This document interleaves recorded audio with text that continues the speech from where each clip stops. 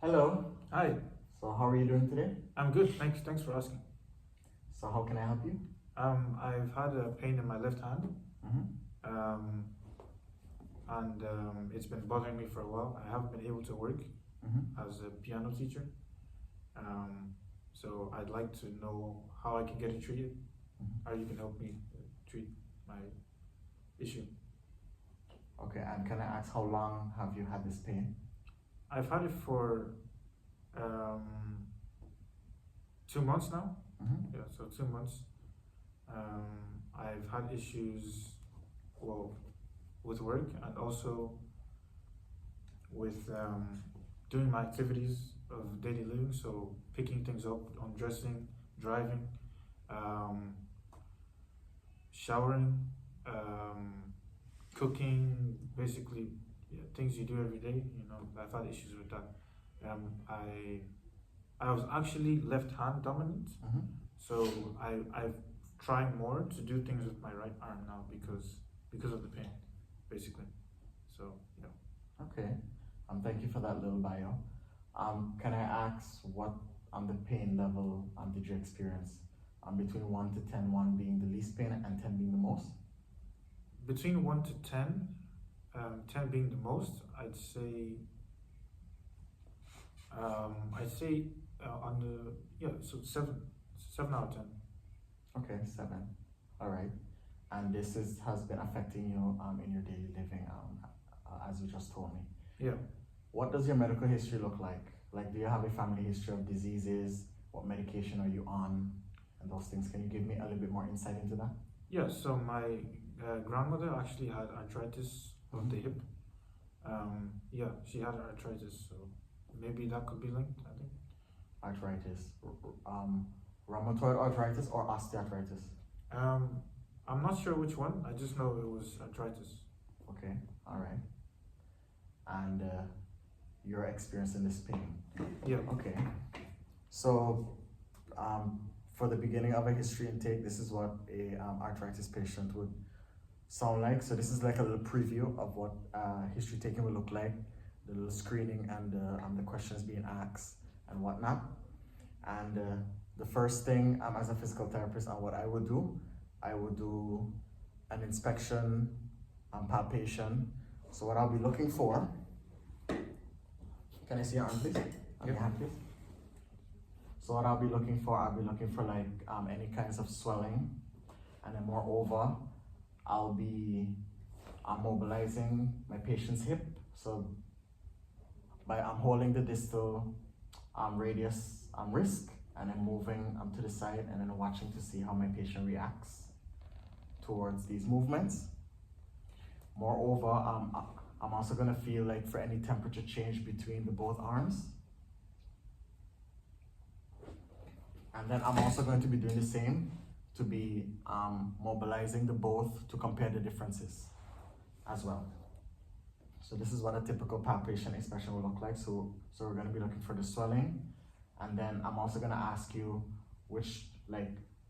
can you tell me where exactly on the wrist, the location on the wrist, is it paining you? Yep. Or is bothering you? So can you show me where? Is it here or in the middle?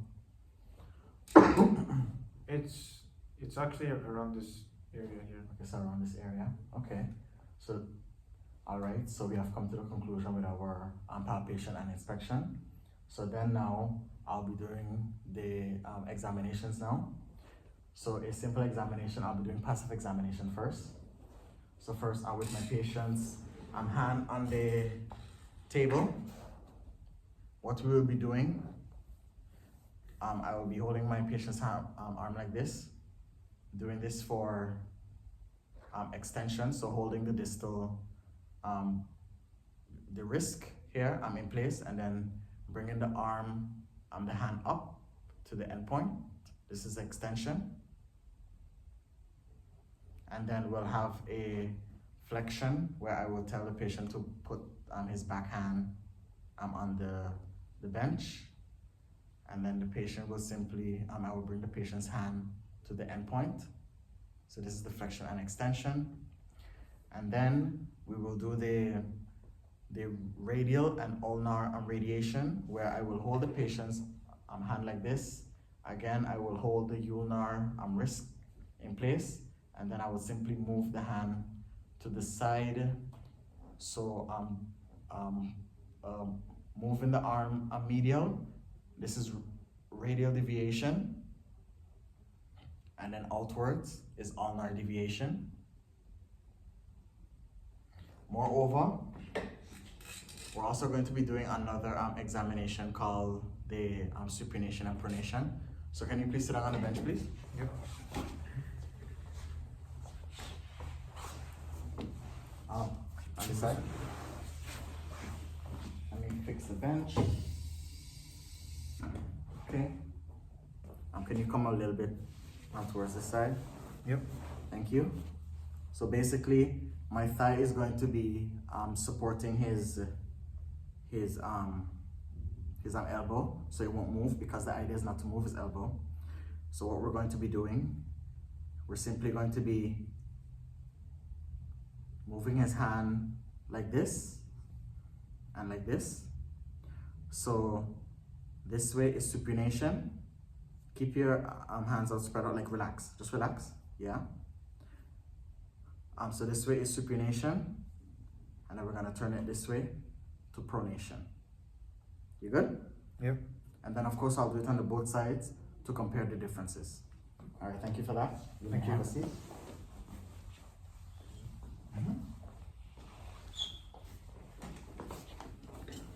And of course we're also going to check the fingers as well.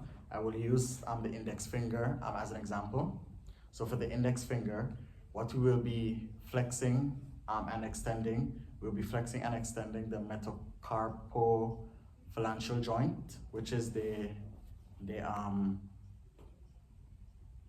lower part of the finger.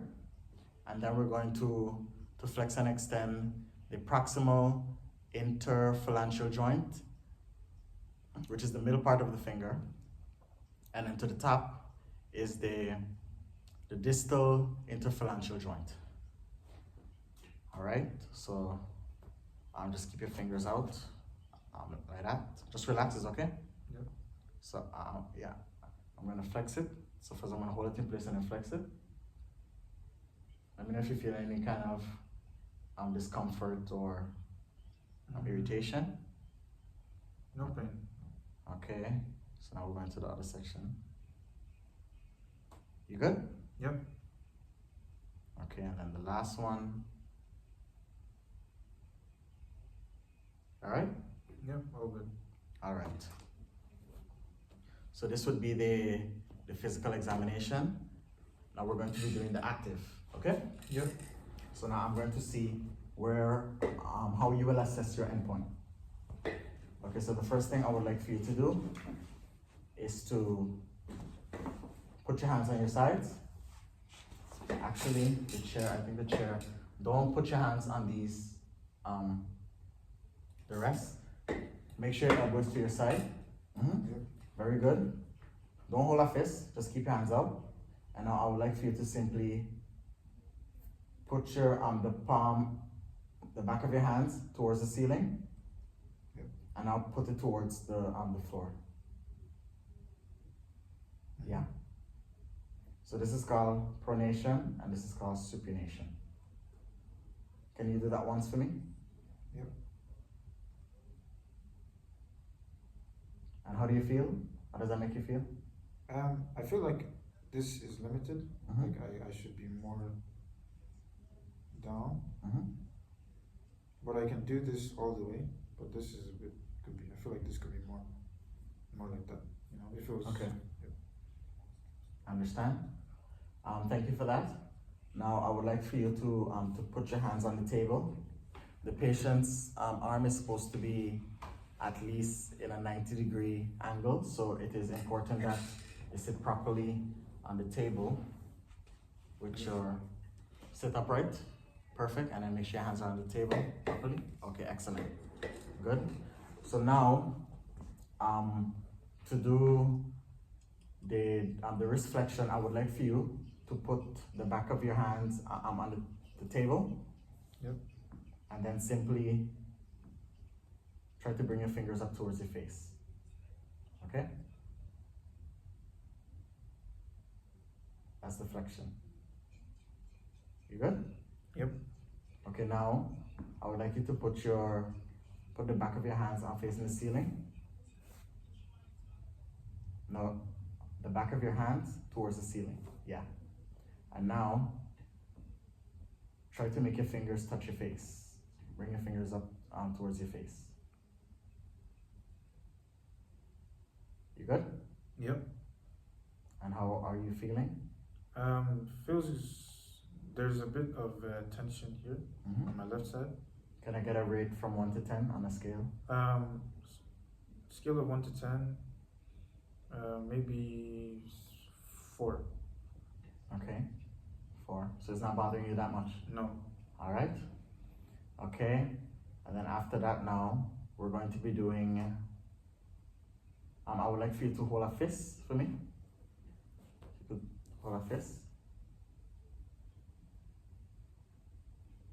This is also another way you can do the extension. Yep. And also abduction. Okay? Yep. You good? Yep. Now, can you please spread out your hands for me?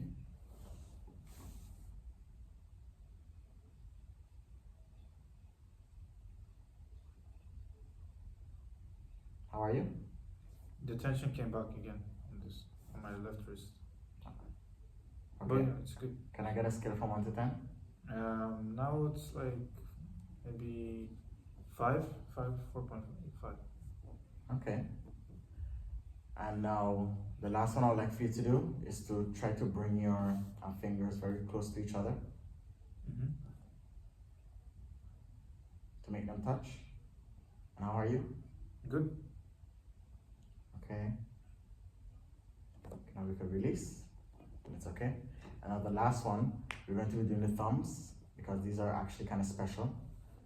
So I would like for you to flex the thumbs. So bring the thumbs inward, hold your thumbs in.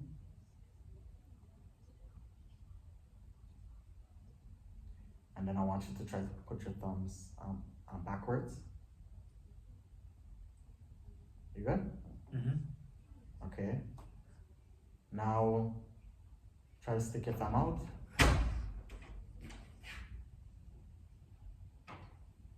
And now try to bring it back in.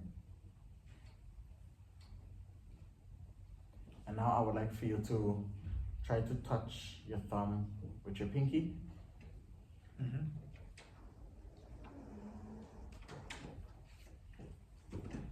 how are you? Good. Can I ask overall from the test, like which the comparison on the feeling from your affected hand to the other hand? I could do the movements with both, but I found my pronation with this was limited, and also when I was doing the extension here, it kind of hurt my wrist. But overall, it's good. It's good. All right. Well, you did a good job. Thank you. And now for this kind of these tests, what am I really looking at to assess physical activity in the wrist, and also, of course, to identify the patient's limitation.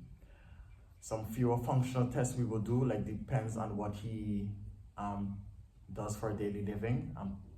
Can you repeat on what you do for daily living? So you play piano. Yeah. Also driving as well. Driving. Cooking. Showering, putting on clothes, all those. So some perfect functional tests would be okay. Telling him, I would watch to see how he combs his hair, or I would give him a shirt. I would observe him like how he buttons up his shirt.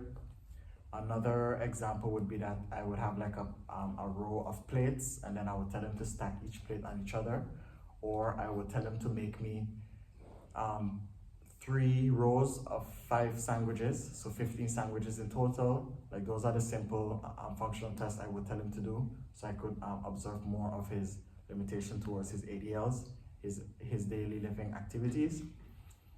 And with the driving, I could possibly tell him to hold a stick and then hold it to his left and then hold it to his right.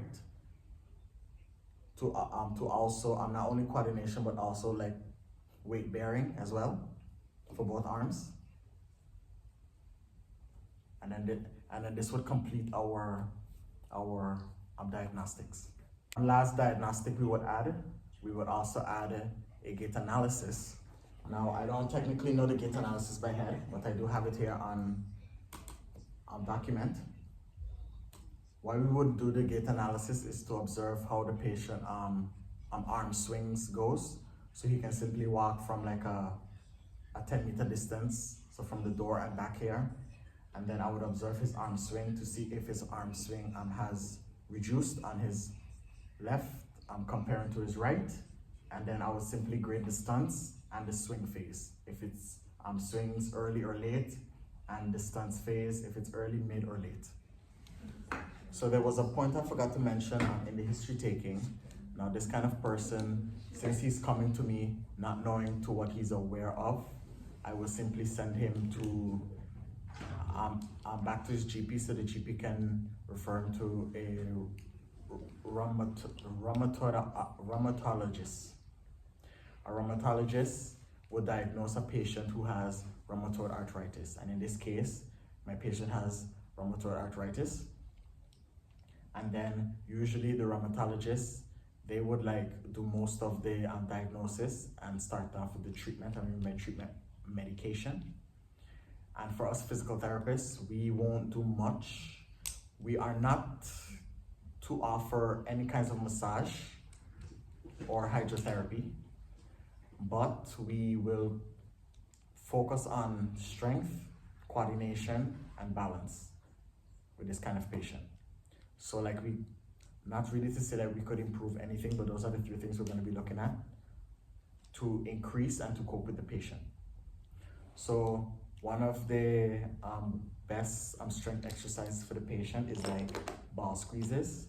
So what the patient can simply do is like squeeze a ball, hold a squeeze for about 5 seconds, and then release and do 10 to 15 repetitions of this. Now the reason for doing this is that this is a good exercise to introduce them into strength, and it doesn't stress the joint at all. It just targets the muscles of the wrist. And these muscles would be the flexor carpus ulnaris, the flexor carpus radialis, and the longus as well, the martius longus. So those are the muscles we're aiming for when doing this kind of strength exercises. So since we don't have a ball, can you hold your hands into a fist? So hold your hands at 90 degrees and hold it into a fist. Hold for 5 seconds. 1, 2, 3, 4, 5. Okay, release. And then we go again. 1, 2, 3, 4, 5. Release. So this is what the exercise will look like. Another one, when focusing on coordination, would be like a sit to reach. So basically, I would have these objects here, and then I would tell the patient to only move their hand to retrieve each object. Can you please bring these 3 objects towards you with your affected hand, your left hand, please.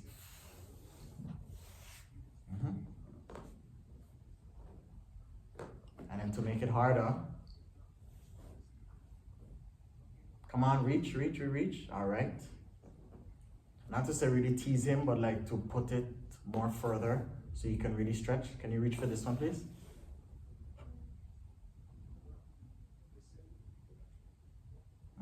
So exercises like this would be encouraged to help with his not only his hand coordination, but his hand-eye coordination as well.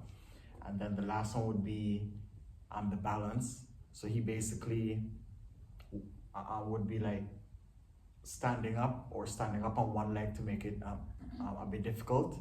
And then I would be passing him objects, and then he have to stay in this position in order to to achieve what he wants to achieve. So can you please stand up?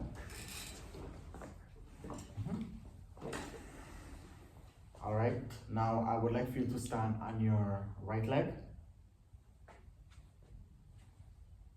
Okay, stand just like this. Yeah.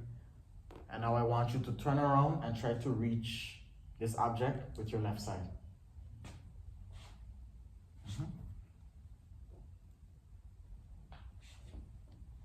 You good? Yep. How did you feel? Feels good. Okay, now I'm gonna put 2 more. But this time you're gonna stand on your left and use the same affected side. So try to reach the objects, 1 by 1.